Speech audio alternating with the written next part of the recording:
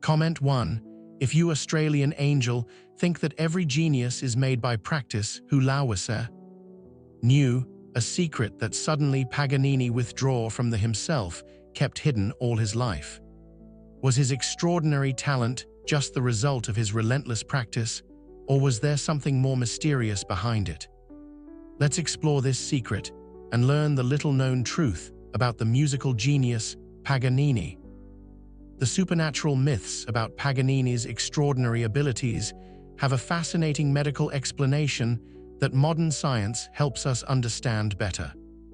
People who asked if he sold his soul were seeing the effects of genetic conditions that gave him unique physical advantages. How do medical explanations explain this? The science behind the genius. Medical researchers have spent decades trying to learn about whether Niccolò Paganini's extraordinary abilities came from Marfan syndrome or Ehlers-Danlos syndrome, both genetic disorders that affect connective tissue. American physician Schonfeld first suggested the Marfan syndrome theory in 1956, and several other researchers later backed this idea. People with Marfan syndrome typically have tall, thin bodies with long, thin arms and hands, exactly matching Paganini's unusual physical features. This genetic disorder affects the body's connective tissue and results in unusually flexible joints and longer limbs. Many researchers think Ehlers-Danlos syndrome, EDS, might be a better explanation for Paganini's abilities. EDS specifically affects how the body makes collagen, which creates extremely flexible joints. Medical historians call EDS the more likely diagnosis based on historical descriptions of his physical appearance. A fascinating piece of evidence comes from 1831. Parisian physician Francesco Benatti examined Paganini and noted his considerable lassitude of the ligaments as well as extraordinary articular mobility, especially of the wrist and hands. This professional observation gives us real proof of Paganini's unusual physical condition. His health struggles lined up with these connective tissue disorders throughout his life. Joint pain started early, a typical sign of Ehlers-Danlos syndrome. He also dealt with syphilis, diagnosed in 1822, tuberculosis, treated in 1834, and several chronic health problems. What audiences saw as supernatural abilities were the result of extraordinary physical traits. Paganini's unusual joint flexibility let him span 3 octaves across 4 strings in one hand span, something violinists with normal joint mobility could never do. The structure of his hands and flexible ligaments gave him unique advantages in violin technique. He could play the violin at amazing speeds without changing position as often as other violinists. His hypermobile joints made huge stretches easy, so he could play passages that seemed impossible to others. Paganini created his playing style that made the most of his physical differences.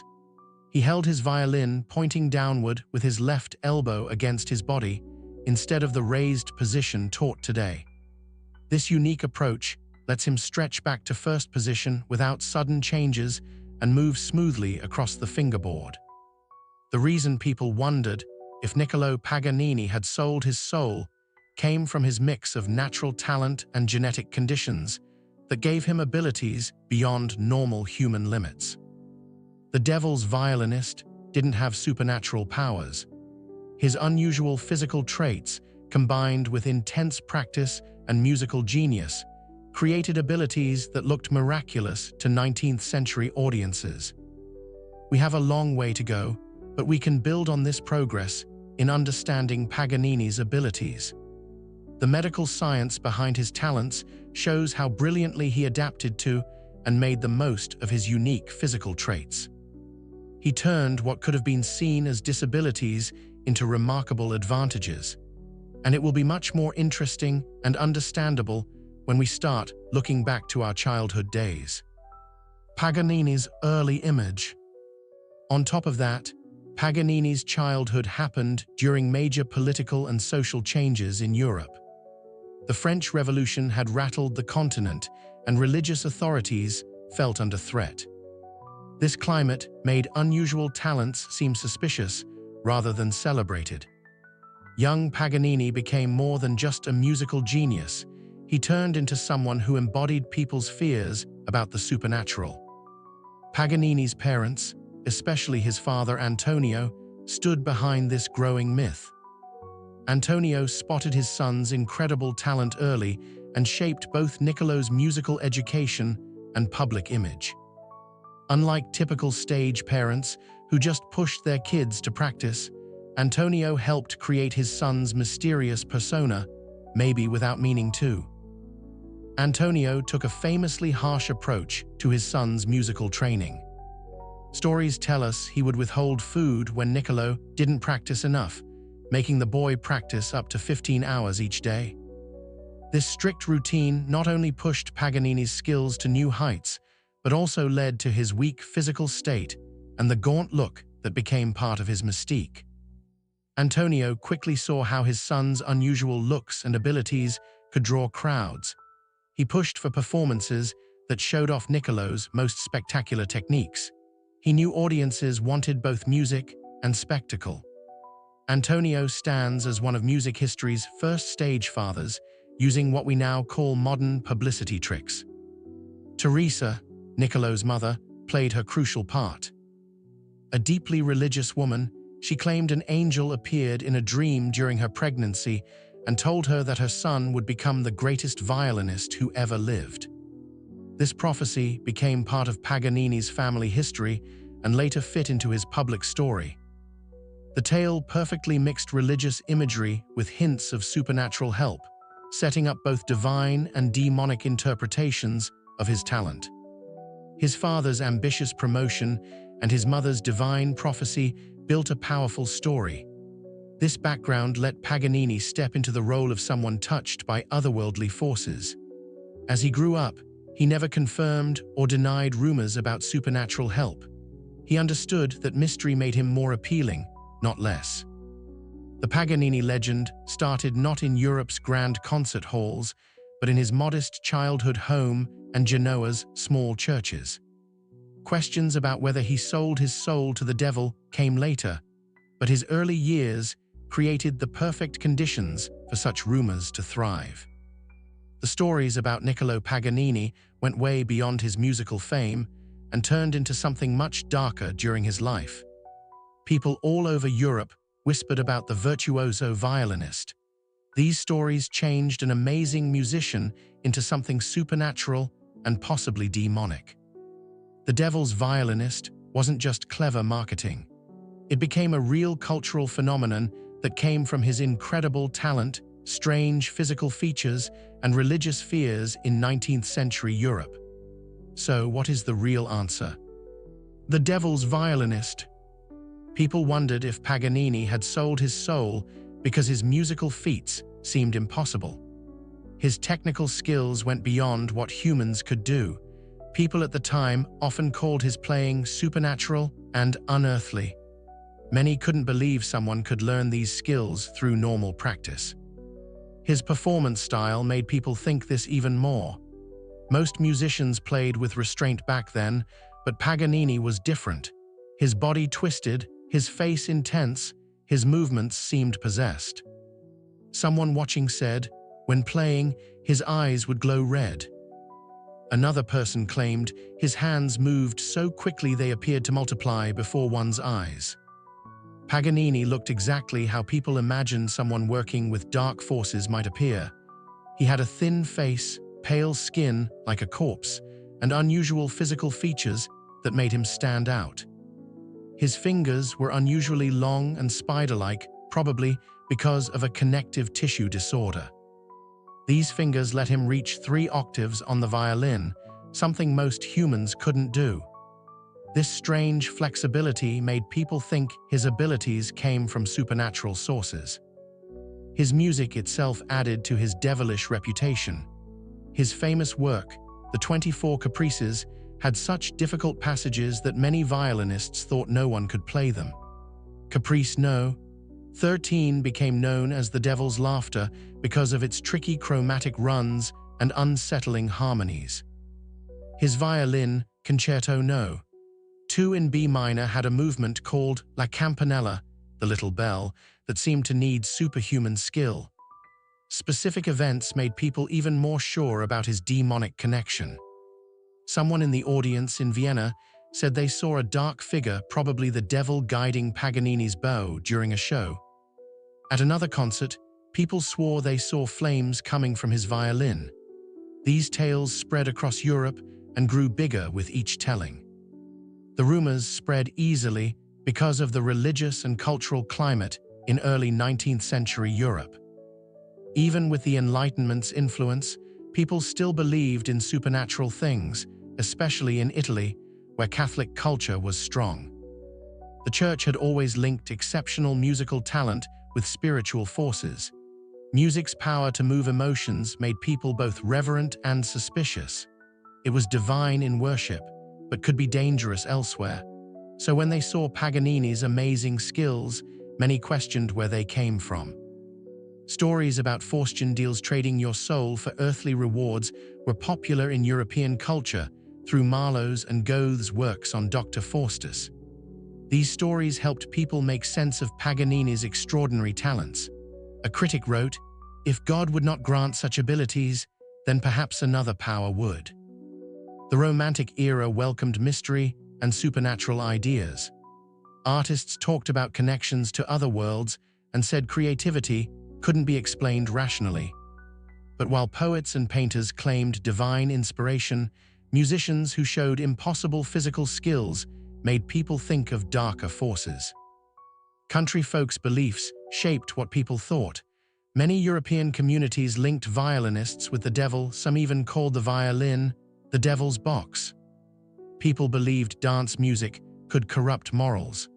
The violin seemed especially dangerous because it could copy the human voice and stir up passionate feelings. Political unrest after the French Revolution made religious fears worse. Conservative groups saw challenges to tradition, including new artistic ideas, as dangerous. Paganini's unusual techniques and compositions were very different from traditional music, which made conservative people suspicious. Paganini never confirmed or denied these rumors. He probably knew that the mystery around his abilities made him more interesting rather than less. This careful silence let the legend of the devil's violinist grow and last long after he died. Paganini's performances went beyond technical mastery. He turned violin recitals into supernatural spectacles through carefully arranged theatrical events. People still ask, did Paganini sell his soul? This question persists because he skillfully crafted his stage presence to boost the mystery around his extraordinary abilities. The power of performance. Niccolò Paganini saw each concert as a complete sensory experience. He calculated his stage presence to maximize dramatic effect, starting with his looks.